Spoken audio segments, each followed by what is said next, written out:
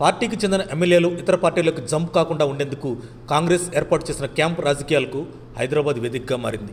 ఒకప్పుడు దేశంలో ఏ మూల చూసినా కాంగ్రెస్ పార్టీ ఏలుబడి రాష్ట్రాలే కనిపించేవి. మోడీ పుణ్యమా అని సీన్ మొత్తం చేంజ్ అయ్యింది. కింద మీద పడిన కాంగ్రెస్ పార్టీ పలు రాష్ట్రాల్లో ప్రభుత్వాలను ఏర్పాటు చేయలేకపోయింది. ఇప్పుడు ఆ పార్టీ అధికారంలో ఉన్న రాష్ట్రాల్లో ముఖ్యమైనవి కర్ణాటక, తెలంగాణ మాత్రమేనని చెప్పాలి.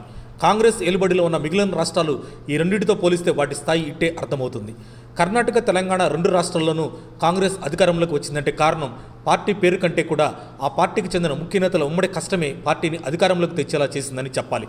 గడిచిన వారం వ్యవధిలో తెలంగాణ రాష్ట్ర రాజధాని హైదరాబాద్ పేరు జాతీయ స్థాయిలో మారుమోగుతుంది.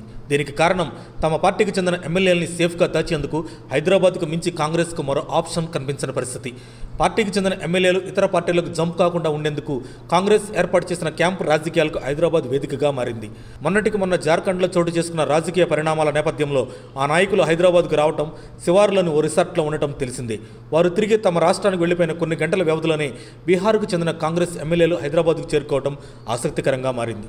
ఇదంతా చూస్తే జాతీయ కాంగ్రెస్ పార్టీ హైదరాబాద్ను సేఫ్ లాకర్గా ఫీల్ అవుతున్నట్లు చెప్పాలి.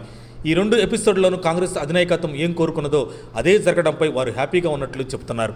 అదే సమయంలో ముఖ్యమంత్రి రేవంత్ గ్రాఫ్ సైతం భారీగా పెరిగినట్లు తెలుస్తుంది. ఏది ఏమైనా జార్ఖండ్, బీహార్ ఎమ్మెల్యేల ఎపిసోడ్ రేవంత్కు పార్టీలో మరింత బలం పెరిగేలా చేసిందని చెప్పక తప్పదు. మరిన్ని అప్డేట్స్ కోసం మా కాయ్ టీవీని సబ్స్క్రైబ్ చేసుకోండి. మా వీడియో కనుక మీకు నచ్చినట్లయితే లైక్ చేయండి, షేర్ చేయండి. మీ విలువైన అభిప్రాయాలను కామెంట్ బాక్స్లో తెలియజేయండి.